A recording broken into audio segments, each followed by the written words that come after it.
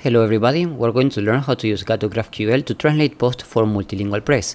MultilingualPress is a pro plugin for using a WordPress multi-site network for creating a multilingual site. You can find out more on multilingualpress.org.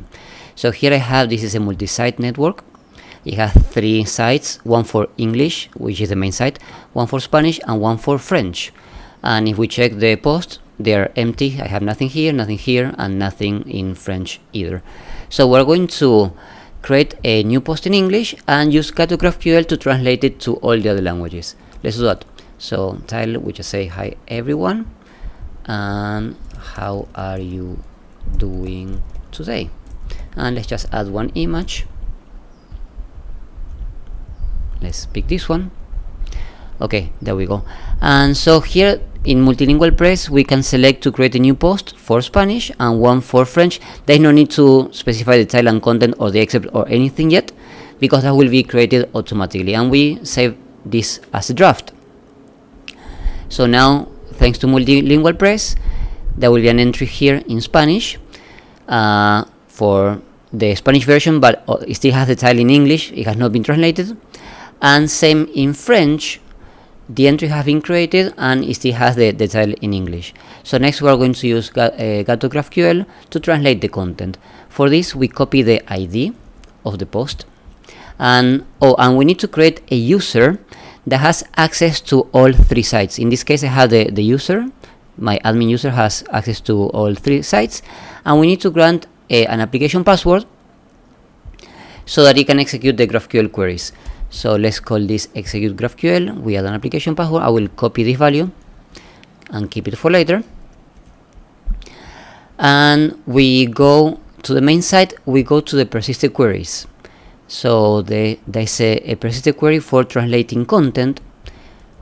We search for MultilingualPress, and we have 2 entries actually. One is for the classic editor, one is for Gutenberg.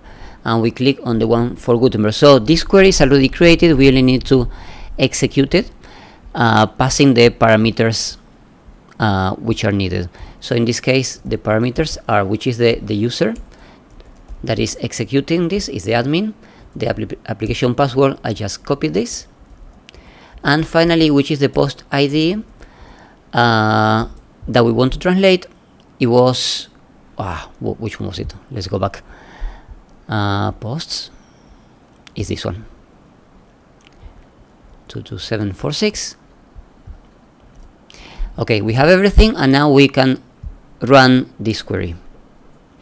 Okay, and now if we edit this entry again in Spanish, we can see it has been translated. Hola a todos, ¿cómo está hoy? Even here the caption of the image has been translated. And same in French. If we update this, salut tout le monde, it has been translated using the Google Translate API. So next thing that we can do is to automate this process, so that whenever this article in English is published, it will automatically do the translation. There's no need to run the GraphQL query. So let's remove the post ID from here.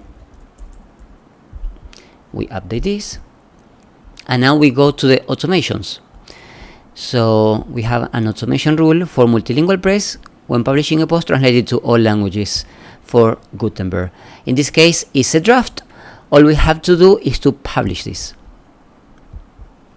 There we go. So now, whenever we go from draft to publish, the persisted query that we were executing just now will be automatically triggered. So let's do that. We go back to the post and we say, hi everyone, everything good? And we publish this. And now if everything goes fine, when we edit here the entry in Spanish, we can see that it has been automatically translated. And same in French. Here we go.